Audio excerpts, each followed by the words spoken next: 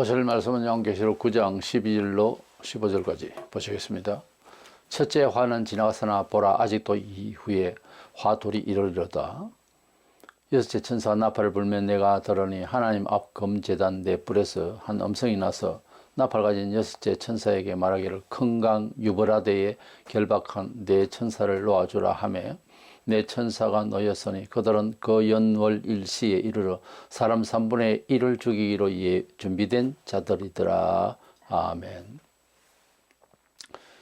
계시록에 큰 말세의 재앙이 7가지 나팔 재앙이 있는데 그 중에서 5번째, 6번째, 7번째의 나팔 재앙이 가장 무서운 걸로 되어 있습니다.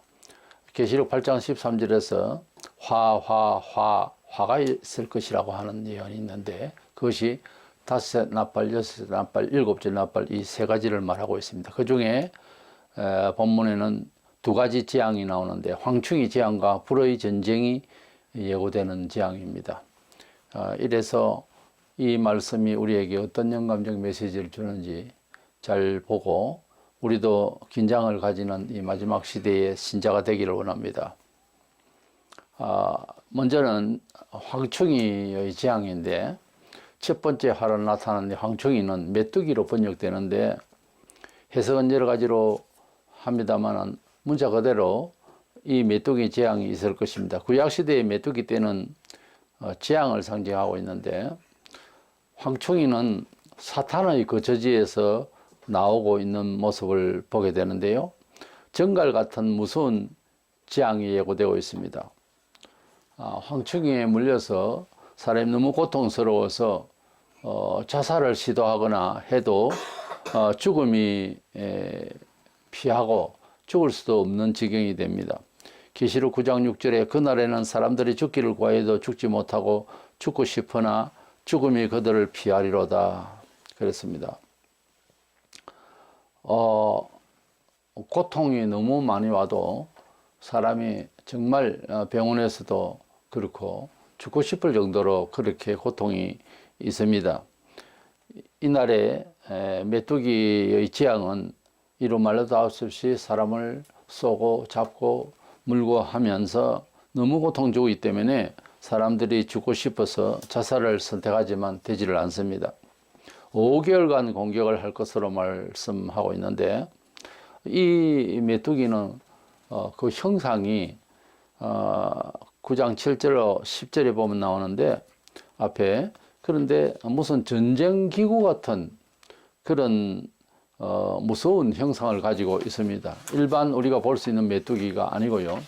그래서 이 재앙이 있을 것을 말하고 있는데 이건 뭐 사상적인 괴로움이다 뭐 이런 식으로 보면 안 되고 마지막 시대에 구약 시대에 같은 그런 재앙이 있었듯이 말세에 있을 이 메뚜기 재앙은 메뚜기를 쳐다보면 무서울 정도로 그렇게 사람을 공격하는 내용입니다. 두 번째 이제 화인 6번째 나팔 재앙은 불의 대전쟁을 예고하고 있습니다.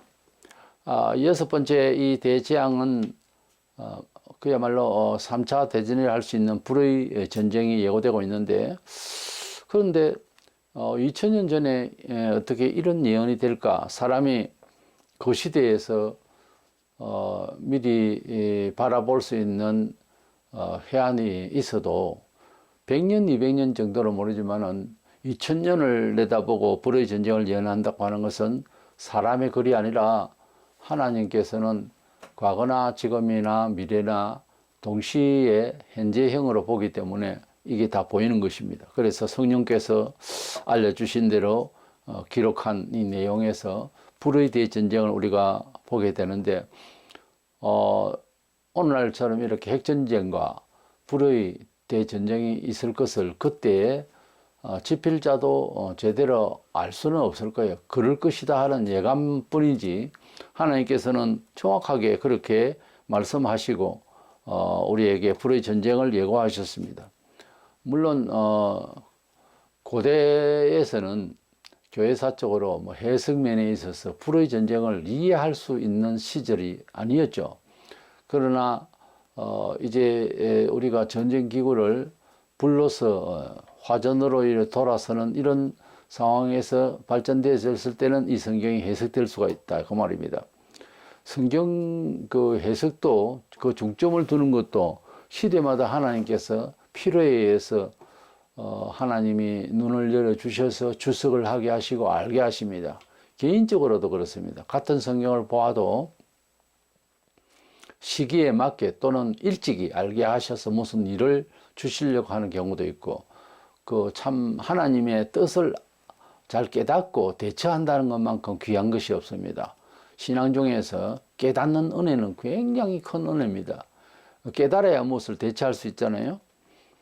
이래서 불의 대전쟁이 예고되고 있는데 하나님이 지금도 죄를 지으면은 개인적으로나 공동체가 죄를 지으면 하나님께서 세상 것으로라도 벌하시려고 준비하신다는 뜻에서 시편 7장 12절에 사람이 회개하지 않으면 그가 그의 칼을 가르심이여 그의 활을 이미 당기어 예비하셨도다 그랬습니다.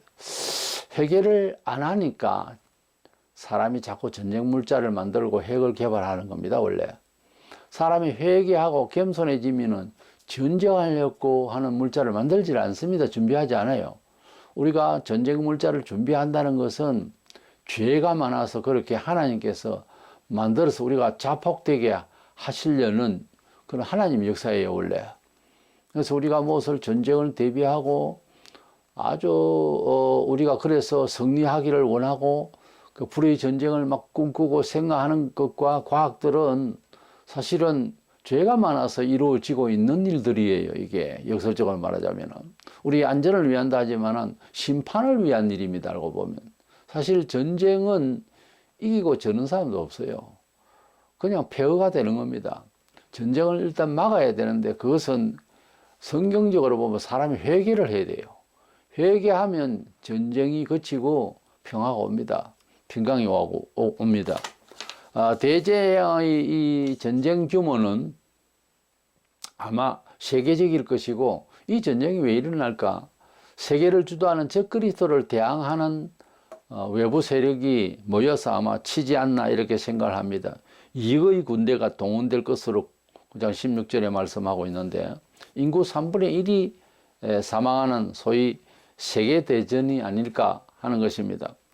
이 전쟁에 대해서 많은 사람들이 이러쿵저러쿵 하더라도 정확하게 예측이 불가합니다. 얼마나 무서운 전쟁이 되고 얼마나 많은 사람이 죽을지를 그렇게 확실하게 예견할 수 없는 그런 무서운 전쟁, 그것은 하나님의 징벌이기 때문에 그렇습니다. 하나님의 징벌이 내릴 때 소돔 고모라든지 노아의 시대의 물심판이라든지 불심판 이런 것들은 예측을 할 수가 없고 예측해도 방안이 없습니다. 대처 방안은 없고 그래서 어느 정도 것 벌하실 것 같아도 그 선을 넘었을 때는 사람이 예측할 수 없는 그런 공포 중에 하나님이 형벌을 받는 거죠. 사람이 만든 지금 현재 과학 무기로도 지구촌을 50회 이상 불바다로 만들 수 있다고 해요. 지구촌 전체를. 그러니까 사람이 만든 이 핵무기와 과학적 여러 가지 전쟁 무기들이 우리 스스로를 자멸케 하는 것도 지구를 50번이나 이상 완전히 폐허가 될 수 있도록 이렇게 다 준비가 되어 있다는데 우리가 미래는 그렇게 밝지를 않습니다. 결국은 전쟁을 하기 위해서 전쟁 물자를 준비해 놨기 때문에 한 번은 터지고 말 것입니다. 하나님께서 우리들이 잘못된 이 과학적 여러 가지 준비가 우리의 죄로 말미암아서 우리가 당하게 되는, 과거로 인해서 당하게 되는 날이 오고야 말 것입니다. 우리에게 주신 은혜는 지옥 불못에 던져질 죄에서 속죄하신 예수 그리스도를 주신 일이 세상에서 받는 혜택 중에 가장 큰 혜택입니다. 우리가 하나님을 잘 믿는데 어려움이 있다 이럴 때는 반드시 구약의 욥기서를 잘 읽어보시기 바랍니다. 하나님을 잘 믿는 욥이고 자식들이 죄를 지을까 봐 항상 두려워 생일 때마다 제사를 크게 하고 그렇게 경건 모드로 살았습니다. 그런데 사탄이 시기가 나서 하나님께 부탁을 했다 할까? 그렇게 욥이 잘 먹고 잘 사는 것 때문에 하나님 당신을 믿는 거지. 내가 재물도 걷어내고 해를 주겠다. 그렇게 청을 했달까요? 그러니까 하나님께서 생명에는 건드리지 말고 욥을 그러면 시험해봐라. 이렇게 허락하여서 사탄이 욥의 가정의 모든 것을 불로 태우고 자식까지 죽이는 그런 일이 벌어졌어요. 그때에도 욥은 하나님을 믿고 이래 해도 일반 사람하고 달랐습니다. 원래 하나님께서 주신 자식이고 재물 아니냐 이런 식입니다. 우리는 어떻습니까? 이건 내 것이다. 내 힘으로 살았다. 이렇게 하고 있잖아요. 근데 하나님을 정말로 제대로 믿는 사람은 모든 것이 하나님께로 왔음에 취하실 자도 하나님이시다. 가져가시려고 하면 무슨 방법으로든지 가져가시고 주시려고 하면 무슨 방법으로든지 주시는 거거든요. 그래서 모든 것이 하나님의 것이다 하는 입장에서 욥은 하나님을 원망하지 않았습니다. 그래서 우리는 어떤 상황이 벌어지더라도 하나님께 감사하는 마음으로 살아야 할 것입니다.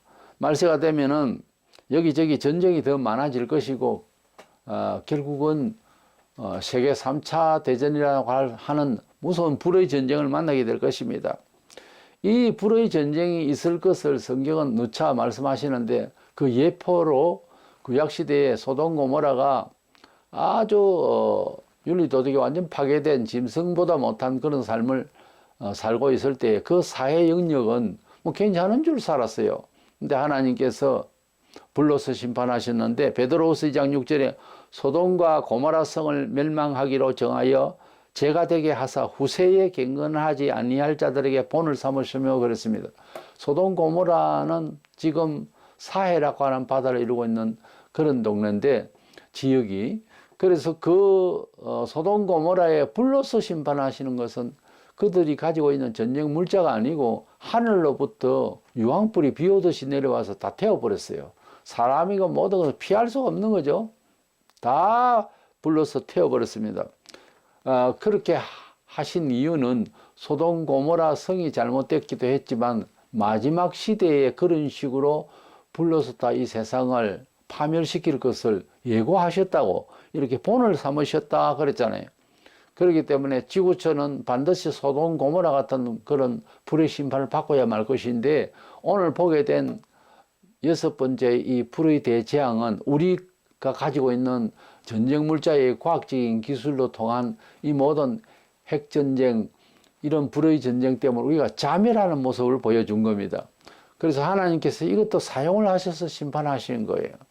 주님이 오실 때에는 완전 파괴를 하늘로부터 불비를 내려서 세상을 완전히 다 불태울 것입니다. 예수께서 재림한 세상을 완전히 새롭게 하셔서 또 무공의 신지를 정말 이 땅에서 한번 펼쳐 주실 것입니다. 그래서 우리가 1000년 동안 또 살다가 결국은 하늘나라를 예비하신 나라를 또 더 좋은 나라를 우리가 가게 될 것인 것입니다.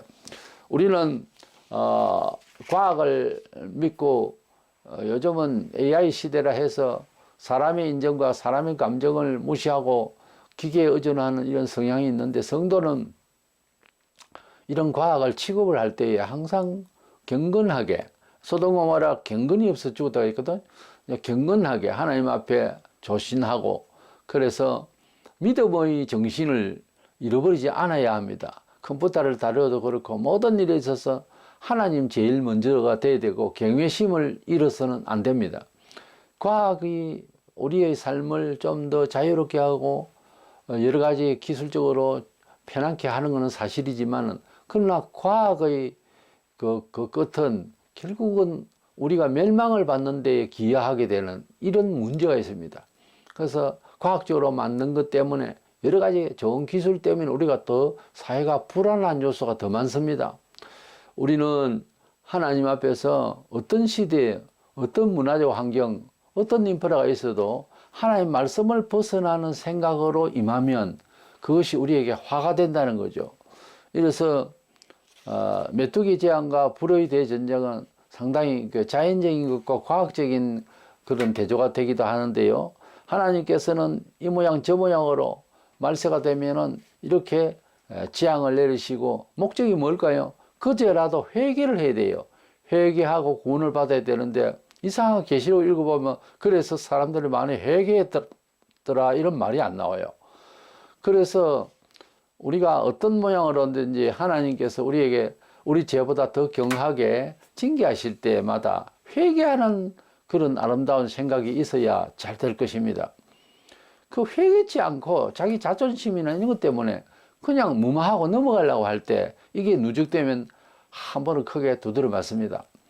그래서 이 세상이 지금 가지고 있는 과학적인 것, 이거 이전에 메뚜기 재앙으로 하나님께서 벌하심을 보여주셨으면 회개를 해야지. 그런데 세계가 지금 참 원자 폭탄 이것 때문에 사실은 두렵죠. 그래서 이런 과거에 일본에 핵이 떨어져서 순간적으로 수만 명의 사람이 죽고 모든 건물이 다 파괴되는 무서운 경험을 했습니다. 그러면 그 전에 자연을 가지고도 하나님께 역사하시고 메뚜기 재앙처럼 이런 식으로도 역사하실 때는 그런 재앙이 안 오도록 기도를 한다든가 하나님의 긍휼을 기다려야 되는데 그렇지 않으니까 메뚜기 재앙 다음에 우리가 가지고 있는 불의 전쟁 기구로서 우리가 자멸하는 이런 상황이 벌어지게 되는 거죠. 이래서 이 지구촌의 모든 과학과 자연은 끝까지 못 갑니다. 결국은 파괴가 되고 우리가 해를 입고 그렇게 되는 것입니다.